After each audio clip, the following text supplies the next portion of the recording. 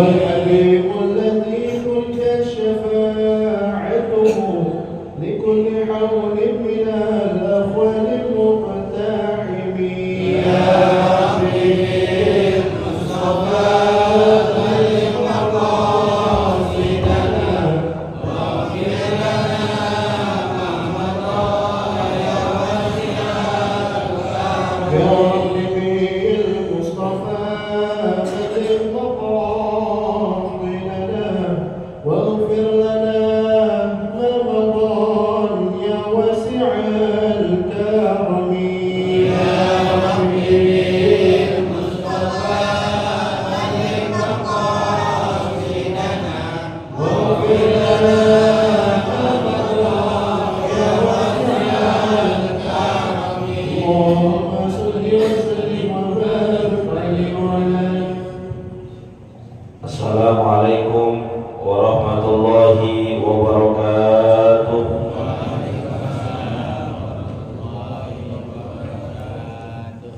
Bismillahirrahmanirrahim. Alhamdulillahirabbil alamin. Allahumma shalli wa sallim ala sayyidina Muhammadin wa ala alihi wa sahbihi ajma'in, amma ba'du. Fa inna asdaqal hadits kitabullah wa khairal hadi hadi sayyidina Muhammadin sallallahu alaihi wasallam wa syarrul umuri muhdatsatuha wa kullu muhdatsatin bid'ah wa kullu bid'atin dhalalah wa kullu dhalalatin finnar. Subhanaka la ilma lana illa ma 'allamtana innaka antal alimul hakim. Rabbi shrah li sadri wa yassir li amri wahlul 'uqdatam min lisani yafqahu qawli, amin. Yang sama-sama kita hormati dan muliakan guru kita Ustaz Dr. Andes Haji Asman bin Haji Abdul Rahim, Ketua Masjid Al-Istiqomah Ustaz Haji Asmari binti Haji Abdul Rashid Siddiq, bapak-bapak, ibu-ibu, hadirin yang dimuliakan oleh Allah Subhanahu wa taala. Alhamdulillah, telah sama-sama kita laksanakan kewajiban kita sholat subuh secara berjamaah, dilanjutkan dengan hadir di majelis ilmu. Mudah-mudahan rangkaian ibadah ini diterima dan diberkanakan pahala oleh Allah Subhanahu wa taala. Amin ya rabbal alamin. Melanjutkan bacaan kita. Bismillahirrahmanirrahim. Qala al-muallif rahimahullahu taala anhu, qala Allah taala, wa man yattakhidhish syaitana waliyyan min dunillahi faqad khasira khusranan mubina. Ya'iduhum wa yumannihim wa ma ya'iduhumus syaitanu illa ghurura. Wallahu a'lam. Lanjutan pembahasan kitab An-Nasaihud Diniyah wal Wasaya Al-Imaniyah. Pengarang kitab ini Al-Habib Abdullah Al-Haddad mengutip sebuah firman Allah Subhanahu wa taala dalam surat An-Nisa ayat 114. A'udzu billahi minasyaitonir rajim. Wa may yattakhidhish syaitana waliyyan min dunillahi. Siapa orang yang menjadikan setan-setan itu sebagai walinya. Wali ini bisa diartikan pimpinannya, ikutannya, temannya, sahabatnya, karibnya. Min dunillahi, daripada selain Allah Subhanahu wa taala, faqad khasira khusranan mubina. Sungguh dia telah mendatangkan kerugian yang sangat besar. Kenapa? Ya'iduhum wa yumannihim wa ma ya'iduhumus syaitanu illa ghurura. Karena setan itu menjanjikan kita, memberikan harapan-harapan kepada kita, tapi janji dan harapannya adalah palsu. Kenapa orang banyak tergelincir ke lembah kemaksiatan? karena setan itu memberikan semacam fata morgana, bisikan-bisikan kepada manusia, udah gak apa-apa, kerjain aja.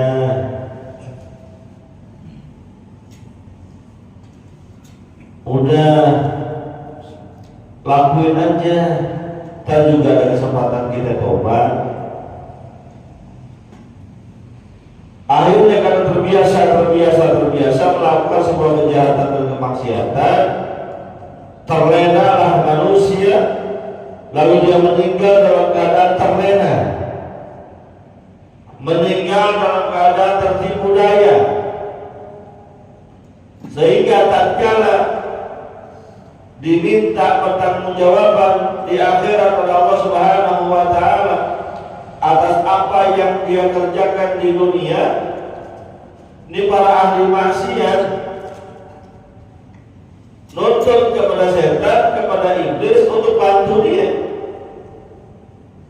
Wahai setan, dulu ketika di dunia saya berbuat ini, berbuat kejahatan dan kemaksiatan kan gara-gara godaanmu, gara-gara perintahmu, gara-gara bisikanmu. Sekarang tolong saya, bantu saya. Apa kata setan? Inni bari'um minka. Saya terbebas dari tuntutan itu. Kamu melakukan karena kemauan sendiri. Maka dalam surat Al-Baqarah ayat 268 jelas sekali tipu daya setan berkaitan dengan godaan-godaan terhadap manusia. Allah Subhanahu wa ta'ala berfirman, "Asy-syaitanu ya'idukumul faqra wa ya'murukum bil fahsya." Setan itu menjanjikan kepada kamu, nakut-nakutin kamu akan kemiskinan. Dan gak usah zakat, gak usah sedekah, duitnya habis. Dan gak usah ngaji, pengajian dibahas tertentu juga. Dan gak usah terawih, kan perut pegang. Gak usah berbagi, duit ente, nyari batik tulang, keluar keringat, ngumpulin uang dari dikit-dikit menjadi banyak, udah banyak masa dibagi-bagi ke orang.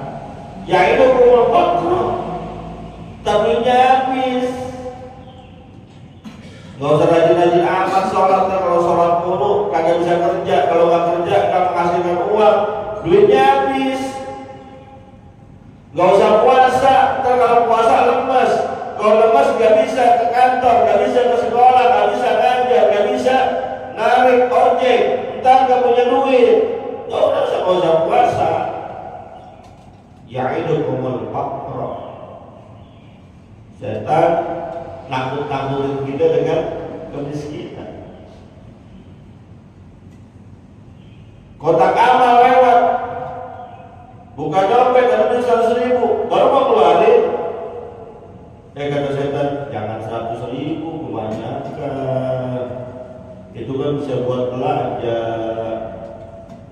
untuk keperluan dapur. Pindah ke sampingnya 50.000, jangan 50.000. Beli rokok dapat 2 bungkus. Pindah lagi 20.000, 20.000 masih kegedean, bisa buat beli takjil. Dapat takjil 10 sama kolak 1 biji. Pindah ke 10.000, itu kan buat jajan anak-anak. Pindah 5.000 juga masih kegedean kali, orang-orang pada 2.000. Mau ambil yang 2.000, tuh nyelip yang 1.000-an ada, ngapain yang 1.000-an aja. Akhirnya mau nyopot yang 1.000. Karena nempel di dompet yang 1.000 ketarik, robek. Udah kadongan masukin juga ada yang robek. Makanya di kotak amal banyak yang robek. Betul ya? Betul kan? Ada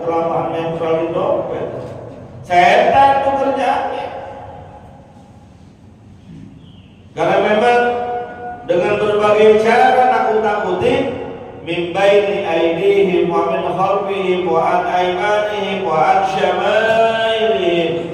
Setan godain kita dari atas, nggak bisa dari atas, dari bawah, nggak bisa dari bawah, dari samping kanan nggak mempan dari samping kiri, sampai kita tergelincir baru dia puas.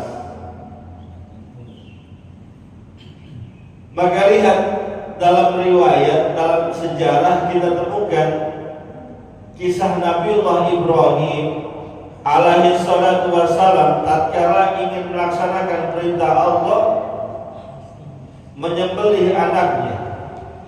Inni ara fil manami anni adbahuka fanzur madza tara. Ketika diberikan impian oleh Allah Subhanahu wa taala, Nabiullah Ibrahim alaihi salatu wassalam menyembelih anaknya, setan masuk.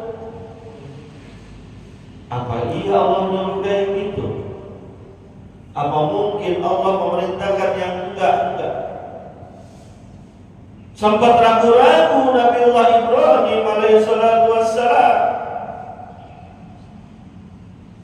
sampai akhirnya diberikan impian yang sama sebanyak 3 kali. Setelah 3 kali impian itu baru yakin ini adalah perintah Allah.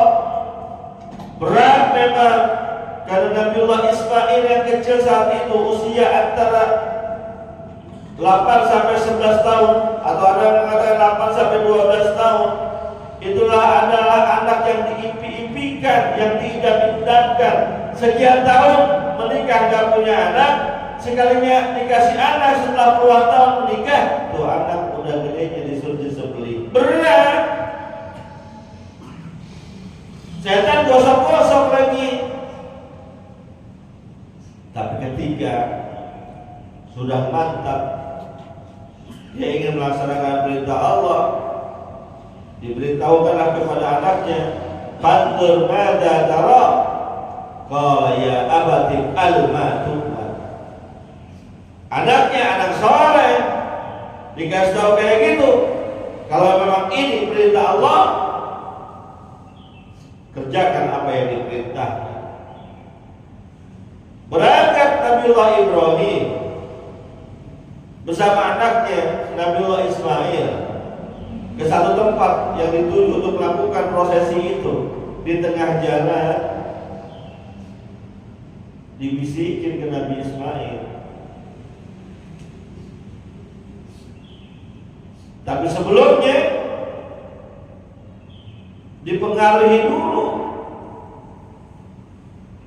istri dan Nabi Ibrahim, ibunda Nabiullah Ismail. Itu laki ente udah gak waras kayaknya, masa anak sendiri disembelih. Tapi istrinya pun tetap kokoh pada pendiriannya, kalau memang ini perintah Allah, saya akan kerjakan. Sampai akhirnya Nabiullah Ismail pun digoda. Kamu mau tahu diajak kemana sekarang? Kamu akan dibawa ke tempat penyembelihan. Kamu ingin disembelih oleh bapakmu sendiri. Tapi Nabiullah Ismail paham ini adalah perintah Allah, mantap, istiqomah kerjain. Bahkan disimpulkan ketika ingin mengusir setan itu, dilakukanlah penyambitan dengan batu, simbol yang lalu dilanjutkan dalam syariat setelahnya dengan jumroh pada pelaksanaan ibadah haji. Itu simbol perlawanan dengan setan. Maka ada yang saking gemesnya gosok setan dikali potong sebelum begini, saking gemesnya disetan. Padahal syariatnya cukup yang kecil, asal yakin batu itu sampai.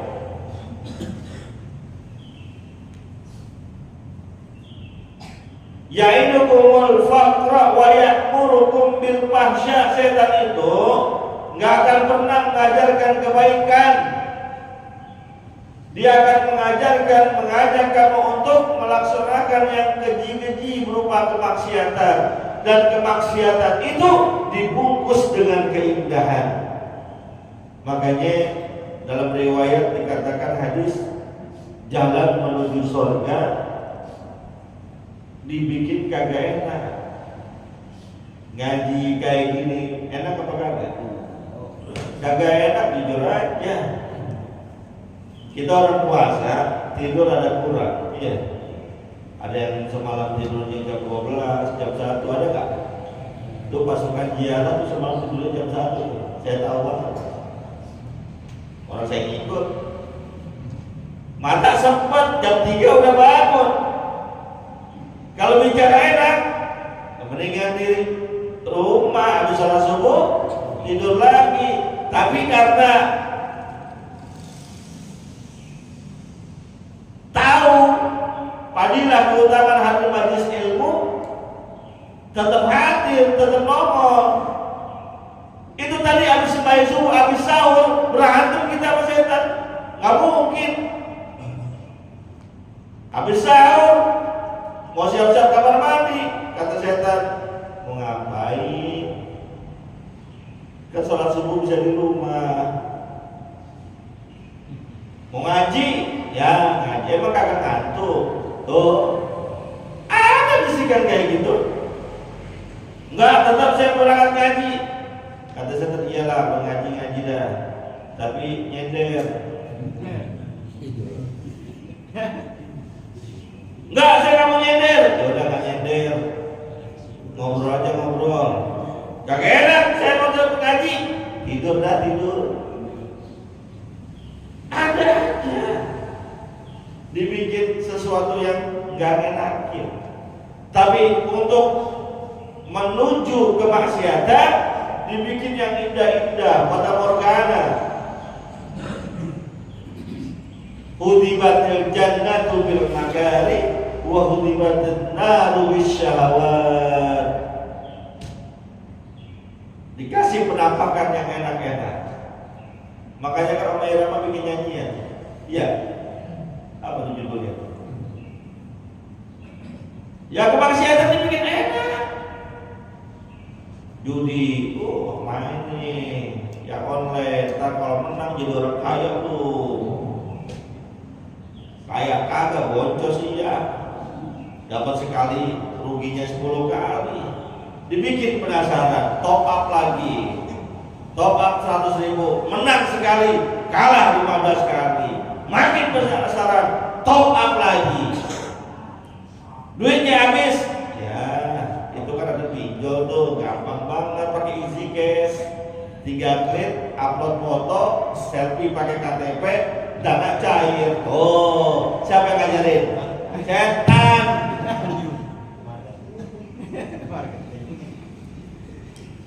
Iya kan setan banget itu. Berapa banyak, mohon maaf banget, berapa banyak teman kita, saudara kita, sahabat kita kegulung tuh gara-gara pinjol. Berapa banyak? Jujur saya sering ada yang begitu. Ya nggak gimana nggak setan. Udah bunganya tinggi, bunga ketahuan bisa jadi riba. Plus kalau pinjam 3 juta, emang dapatnya 3 juta? Kagak, 2.700.000. Pengalaman. Setan tuh kerjanya, emang gampang. Coba iklannya coba lihat di HP. 3 klik, dana cair dalam 3 menit. Tuh, kelipet aja di sini. Keluar lagi aplikasi yang baru. Tadi easy cash, klik, aku laku. Aku laku kejeblok, dana kredit, dana aku tunai ada, gua hafal gua udah. Setan tuh kerjanya. Akhirnya kepentok, di sini banyak, di sini banyak, di sini banyak, di sini banyak. Mulanya cuma 3 juta, ujung-ujungnya bisa jadi 15 juta, bahkan 20 juta. Kalau begitu, setan cuma tepuk tangan, ketipu. Padahal lanjutan surat Al-Baqarah 268 tadi, wallahu ya'idukum maghfiratan wa fadlah. Allah Subhanahu wa taala janjikan kepada kalian mendapatkan ampunan, mendapatkan karunia dari Allah Subhanahu wa taala berupa surga. Ikuti jalan Allah dapat ampunan. Mau yang model bagaimanapun, semua syariat yang Allah berikan kepada kita ujung-ujungnya ampunan. Coba lihat, syahadat, dengan syahadat menghapuskan dosa-dosa yang pernah kita lakukan sebelum Islam. Sholat, dengan sholat kata Nabi kita Muhammad sallallahu alaihi wasallam, as-salatul maktubat ila maktuban mukaffiratun lima bainahunna. Salat wajib yang satu ke salat wajib yang lainnya menghapuskan dosa di antara keduanya. Digambarkan oleh baginda Rasul sallallahu alaihi wasallam, kalau di depan rumah kita ada kali yang bersih yang jernih, lalu kita mandi dengannya 5 kali sehari, bersih apa kagak? Bukan cuma bersih, wangi. Itu jalan Allah. Salat. Lalu apa lagi? Puasa. Siapa yang puasa kata Nabi? Man shoma ramadhana imanan wa ihtisaban ghufira lahu ma taqaddama min dhanbi. Siapa orang yang berpuasa iman, ikhlas, mengharapkan ridha Allah Subhanahu wa taala, ghufira lahu ma taqaddama min dhanbi, akan dihapuskan dosa-dosa yang telah lalu. Itu puasa. Apalagi zakat. Zakat mengajarkan hud min amwalihim shadaqatan tutahhiruhum wa tuzakkihim biha. Ambillah dari harta-harta mereka zakatnya yang dengan itu mensucikan dan membersihkan, suci jiwanya, bersih hartanya, hapus dosa kita. Terakhir haji, kata baginda Rasul, al-hajjul mabrur laisa lahu jazaa'un illa jannah. Haji yang mabrur enggak ada balasan kecuali surga, dan yang bisa masuk surga adalah orang yang bersih dari dosa. Umrah, al-umratu ila al-umrati mukaffiratun lima bainahunna. Satu umrah ke umrah berikutnya bisa menghapuskan dosa dan kesalahan di antara keduanya. Maka perintah Allah, jalannya Allah pasti nguntungin kita. Ikut Allah, dosa kita yang banyak pun akan diampuni dan dirontokkan oleh Allah Subhanahu wa taala. Enggak ada ruginya. Wafatlah dan Allah berikan banyak karunia, baik di akhirat juga di dunia. Di akhirat jelas ikut Allah, surga jelas. Di dunia kalau kita ikut Allah, taat Allah, dekat sama Allah, gak bakalan dibikin susah. Ini yang kudu kita yakin nih sebagai tauhid. Kenapa? Yang ngasih rezeki kita di dunia itu Allah, ngasih fasilitas Allah, yang punya kuasa adalah Allah. Lillahi ma fis samawati wa ma fil ardh. Kepunyaan Allah, apa yang ada di langit dan apa juga yang ada di bumi, punya Allah semuanya. Lalu kalau kita dekat apa yang punya, gak mungkin dibikin susah. Orang rajin sholat, benar sholatnya, rajin puasa, benar puasanya, gak bakal dibikin susah. Kenapa? Yang ahli maksiat aja, yang jauh dari Allah dikasih fasilitas, apalagi yang dekat, gak bakal mungkin dibikin susah. Cuma kadang kita kagak yakin, apa iya, apa benar. Narik ojek dari pagi sampai sore, narik terus, nggak pakai sholat aja susah dapatnya,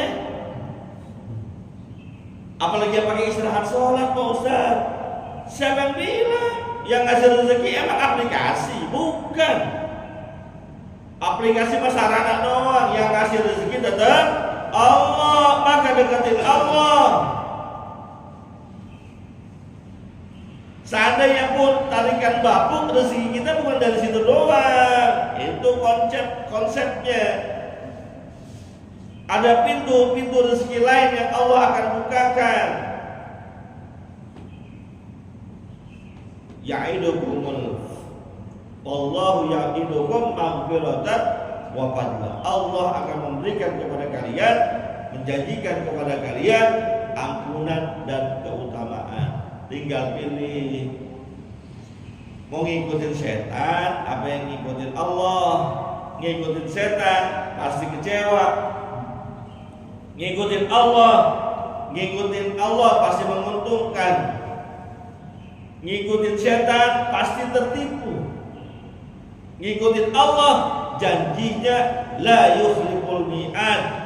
Allah tidak pernah menyalahi janjinya. Makanya para penduduk surga dan neraka ketika mereka sudah dimasukkan ke dalam keduanya, Allah tanya kepada mereka, "Hei penduduk surga, sudahkah kamu dapatkan apa yang dulu aku janjikan?" Mereka mengatakan, "Iya ya Rabb, semuanya apa yang Engkau berikan saat ini, apa yang kami rasakan saat ini merupakan janji-janjimu terdahulu." Begitu pula penduduk neraka ketika mereka merasakan azab dari Allah Subhanahu wa taala, ditanya, "Wahai penduduk neraka, sudahkah engkau mendapatkan apa yang dulu sudah aku ancam-ancam?" Mereka mengatakan, "Iya ya Rabb, semuanya jelas, semuanya nyata, semuanya kami rasakan, dan memang innaka la tukhliful mi'ad." Sesungguhnya engkau tidak pernah ingkar janji. Wallahu a'lam bishawab. Al-Fatihah.